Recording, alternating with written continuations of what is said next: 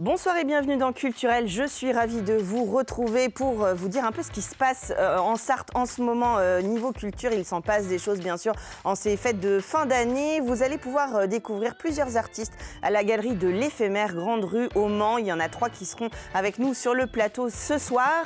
On ira ensuite direction les petites cités de caractère en Sarthe à la lueur d'une chandelle pour redécouvrir nos cités de caractère. On en parlera dans un instant.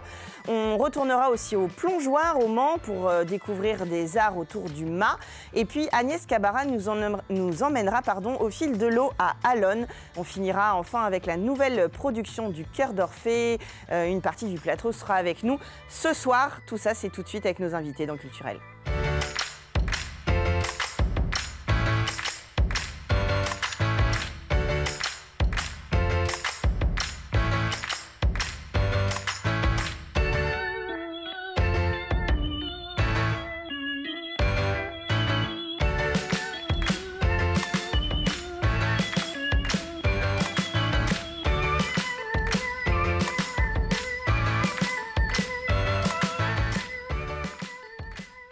Et l'exposition, donc, j'en parlais à l'instant, à la galerie de l'Éphémère. Pierre-Yves Paulin, bonsoir. Bonsoir. Vous êtes le galeriste de cette galerie Grande Rue, 59 Grande Rue au Mans. Et vous êtes venu avec 3 de vos artistes exposés autour de Laurent Tavernier. Bonsoir. Bonsoir.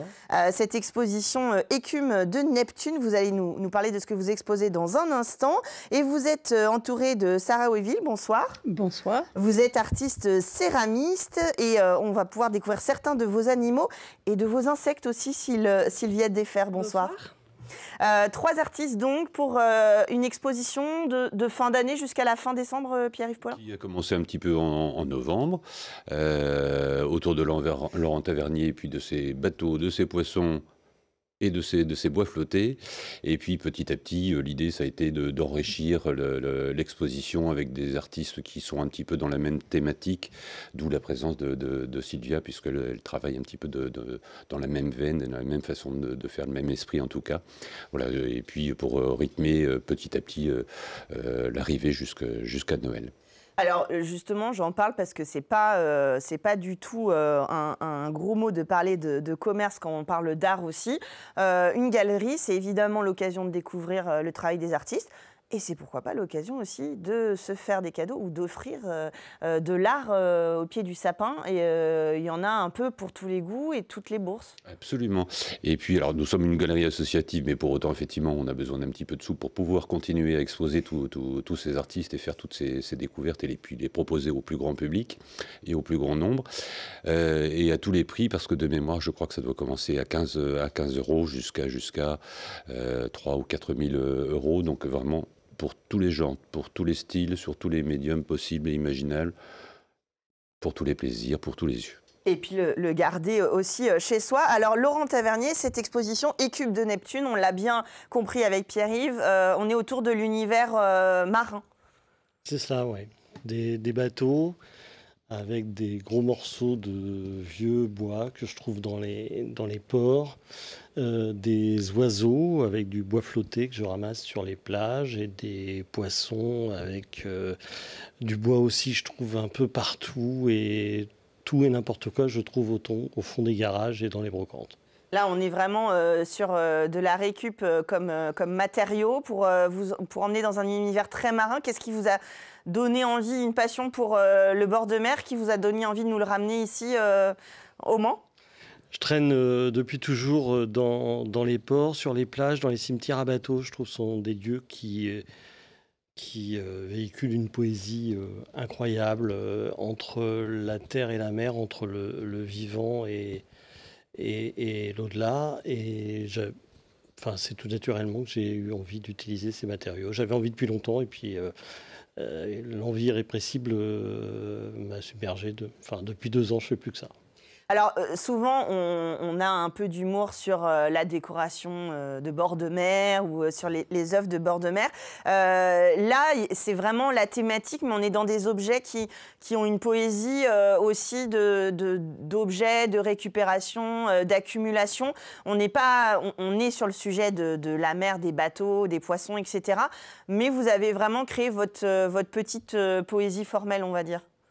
C'est mon univers et puis oui, il y a de la poésie, il y a de l'humour. Alors, dans un premier temps, la plupart des gens qui viennent à la galerie voient la forme, voient un poisson, voient un bateau, etc.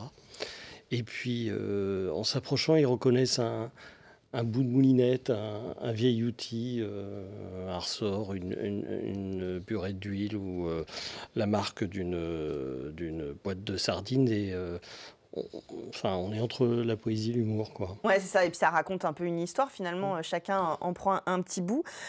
Donc ça, c'est vos pièces qu'on peut découvrir à la Galerie de l'Éphémère. Et justement, cette idée d'accumulation, de récupération pour en faire autre chose et amener une autre poésie, Sylvia Defer, c'est exactement ce que vous faites avec vos insectes. Oui, alors moi, c'est plus au niveau des insectes. Voilà, donc en fait, pareil, je récupère tout ce qu'on peut trouver dans des tiroirs. Ça peut être une plume de stylo plume, ça peut être un écrou rouillé, ça peut être un mécanisme d'horloge. Et en fait, je vais dépioter tout ça, je vais réassembler et en fait, je vais créer des ailes et je vais créer des insectes. Alors, ça va être des libellules, ça va être des papillons et puis ça va être des petits insectes qu'on pourrait trouver dans le jardin. Voilà. Alors, il y a quand même le côté, je raconte une histoire et je m'inscris un peu comme dans un vieux grenier où on parlait de brocante ou autre, parce que c'est des objets dont certains ne sont plus toujours sur nos établis. Bon, c'est vrai qu'on ne va pas se mentir, la plume pour écrire ou certains mécanismes d'horloge sont moins présents aujourd'hui. Et donc, ça donne un peu une patine au travail. Ça rappelle, en fait, c'est un petit peu comme Laurent, c'est-à-dire que les gens, au premier abord, vont voir un insecte, vont se dire « Ah, bah tiens, un insecte ». Et en fait, ils vont regarder et plus minutieusement. Et en fait, ils vont reconnaître aussi, pareil, chaque objet. Et ça va parler à chacun. Mais je sais qu'en exposition, des fois, j'ai des gens qui me disent « Ah, mais moi, la plume, voilà, moi, j'écrivais, ça va ». Donc, ça rappelle quelque chose. Et ça envoie, j'irais, dans quelque chose. Alors, moi, j'ai repéré une petite boîte de bonbons dans les photos de vos insectes qu'il y avait chez ma grand-mère. Et voilà. Ça m'a tout de suite parlé. Je me suis dit « Ah oui, tiens, j'aurais pu en faire des ailes ». Il y a aussi l'idée, comme c'est des insectes, il y a le côté un peu comme quand on épinglait... ça se fait plus trop d'ailleurs, ça. Hein, on épinglait les cabinets de curiosité, les papillons, etc. Il y a un côté très minutieux, proche de la joaillerie, presque des petits bijoux, en fait. Alors, en plus, moi, c'est vrai que j'ai toujours été attirée un petit peu par des rôles sur Paris, avec les insectes, et ça. J'avais l'occasion d'y aller assez souvent. Donc ça, c'était vraiment quelque chose pour moi. Et du coup, à chaque fois, en fait, moi, je suis déjà attirée par les insectes dans la nature. Donc c'est vrai qu'en fin de compte, à chaque fois que j'allais dans un endroit, je creuse une mare, en fait, pour avoir les libellules, pour avoir toutes les petites bestioles qu'on peut avoir. Et en fait, là, mes insectes, en fait, j'ai un petit peu envie de raconter que c'est vrai que dans un petit carré de verdure, en fait, on n'imagine pas tout ce qu'il peut y avoir comme vie dedans. Et dans les tiroirs, c'est pareil. En fait, tous nos petits objets, c'est de la vie qui va se transformer en insectes. Donc, on va creuser une mare chez nous, on va mettre les insectes de Sylvia tout autour. Alors, si on continue sur les animaux, Sarah, vous, ils peuplent votre univers en sculpture, en terre, puisque vous êtes céramiste. Il y a vos animaux imaginaires, vos créations, et puis il y a aussi les animaux que vous créez pour la postérité, des gens qui vous donnent une photo et qui vous font faire des animaux? Oui, des fois, c'est des commandes pour les animaux qui sont peut-être encore vivants ou peut-être déjà partis. Et je travaille à partir des photos et je fais un petit hommage à l'animal. Mais il y a aussi mon univers à moi, où je choisis entre les tigres, les girafes. Oui, parce qu'on a rarement un guépard en animal de compagnie, ou un manchot. On ne va pas se mentir là. J'aimerais bien. Donc là, c'est vraiment, généralement, justement, c'est des animaux assez sauvages, Comment vous inspirez finalement d'animaux qu'on n'a pas à portée de main?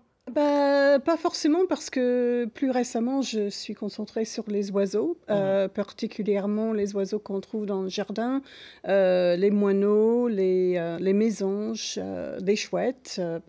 On ne voit pas souvent les chouettes, mais je les fais en terre. Donc, d'un côté, c'est ça, mais l'autre côté, un peu plus sauvage, les tigres, les girafes, les lions. C'est ce qui me prend le jour. Actuellement, je travaille sur une tortue et quelques poissons et requins. Voilà. Alors après, il n'y a pas forcément la notion d'échelle, même si certaines de vos pièces sont grandes, elles ne sont pas forcément à l'échelle 1. Mais c'est vrai qu'en parlant des oiseaux, la terre, la façon dont vous travaillez la matière redonne un esprit, même si évidemment c'est beaucoup plus lourd qu'une plume, mais il y a ce jeu de couleurs et de matière qu'on retrouve. Oui. En fait, c'est soit je travaille la terre et ensuite je rajoute les couleurs qui s'appellent les engobes. Un engobe, c'est la terre en forme liquide avec les teintes. Et j'essaie d'avoir un aspect assez réaliste. Soit ça, ou plus récemment, j'ai travaillé un peu une cuisson raku. C'est une technique japonaise où je travaille avec le cuivre et ça donne vraiment les couleurs de fantaisie, les bleus, les rouges. Oui, ça fait des espèces de couleurs irréelles. On dirait quand on voit le ciel s'enflammer. Oui, tout à fait. Et j'ai essayé de faire ça avec quelques animaux et j'aime bien le rendu. Donc c'est une partie réaliste, une partie un peu vraiment à l'hasard. Oui, un hasard travaillé un peu, parce que le raconte n'est pas complètement du hasard, on va pas se mentir. Vrai. Il y a vraiment cette envie chez chacun d'entre vous de construire une autre dimension en volume. Pour le coup, là, c'est vraiment 3 sculpteurs. J'ai l'impression qu'on revient beaucoup à de l'objet matériel, finalement. Pierre-Yves, je reçois, c'est vrai, pas mal d'artistes ici dans Culturel. Et on a envie presque de sortir de la toile, presque d'envahir un peu les intérieurs, j'ai l'impression. Je crois que le volume, la sculpture, ça revient petit à petit. Il y a une relation à la personne qui regarde, mais qui touche aussi, qui se fait de plus en plus importante. Je ne sais pas si c'est spécifique aussi à la céramique, qui depuis quelques années connaît un succès qui revient ou redevient un peu plus important. En tout cas, nous, on s'est un petit peu inscrit dans cette dimension, alors au gré aussi des rencontres qu'on a pu faire depuis quelques années. Ce qui fait que jeudi prochain, dans une semaine, jour pour jour, nous lançons officiellement un espace pérenne consacré à la céramique et aux céramistes. Voilà l'information. Voilà, exactement. En direct, on a des infos. Le 12 décembre de 18 à 20h, on lance cet espace avec... si j'ai bien mémorisé, 15 céramistes du Maine, avec des très grands noms, dont un premier ici ce soir. Exactement. Mais vraiment dans tous les styles, dans tous les genres de céramique et de porcelaine aussi. Animalier, raku, création contemporaine. On peut faire des tableaux d'ailleurs en céramique aussi. On peut faire beaucoup de choses et ce sont des univers qui sont vraiment très différents, ne serait-ce qu'avec ces 14 ou 15. Alors c'est déjà beaucoup pour un petit espace comme le nôtre, mais avec ces 14 ou 15 créateurs, on a vraiment 14 ou 15 univers différents. C'est assez bluffant, et de savoir que c'est un patrimoine local, puisqu'ils viennent tous du Maine. Voilà, on est encore plus fiers de cette démarche et qu'on va rendre pérenne au moins pour toute l'année 2025 avec des renouvellements réguliers de collections. Donc bienvenue à tous. Alors évidemment, on est sur LMTV, donc je suis un peu chauvine. C'est vrai qu'on est fiers d'avoir ce vivier, on va dire, d'artistes et de créateurs qui s'inspirent justement aux différents univers. C'est pour ça que je vous grattais un peu sur l'inspiration de la mer, mais faites-la venir au Mans tant qu'on peut rester dans notre joli département. Et puis c'est vrai, Sarah Weville, Pierre-Yves en parlait quand même. Vous pouvez pas le dire, c'est normal. C'est à nous d'en faire la promotion, mais vos animaux, ils voyagent. Vous avez fait déjà des expositions outre-Atlantique, donc c'est des animaux qui partent là de votre atelier en Sarthe et qui vont après vers de lointaines. J'ai eu l'occasion qu'il y avait un léopard, un grand, qui est parti au Japon. Il y a 2 autres qui sont partis aux États-Unis, Irlande, Angleterre, vraiment partout, bien sûr en France. Il il y a 2 girafes qui sont parties à Nice. Donc vraiment, ils voyagent. Alors, je précise, hein, pour ceux qui... on parle de céramique, hein, il n'y a pas de trafic animalier en Sarthe autour de Sarah. Non, évidemment, toutes ces œuvres, vous les retrouverez à l'exposition Galerie de l'éphémère, Grande Rue au Mans. Si vous avez bien compris, il faut y aller et il faut y revenir, puisqu'il y a des œuvres qui s'ajoutent, qui se mélangent, des rencontres qui se font comme vous tous les 3 aujourd'hui. On va vous rencontrer et pourquoi pas, on craque pour un petit cadeau de Noël qu'on se fait à soi-même ou qu'on offre à nos amis, à nos proches. Merci à tous les 4 d'être venus sur le plateau nous présenter cette exposition. Et nous, on continue notre petit voyage dans les cités de caractère tout de suite dans Culturel.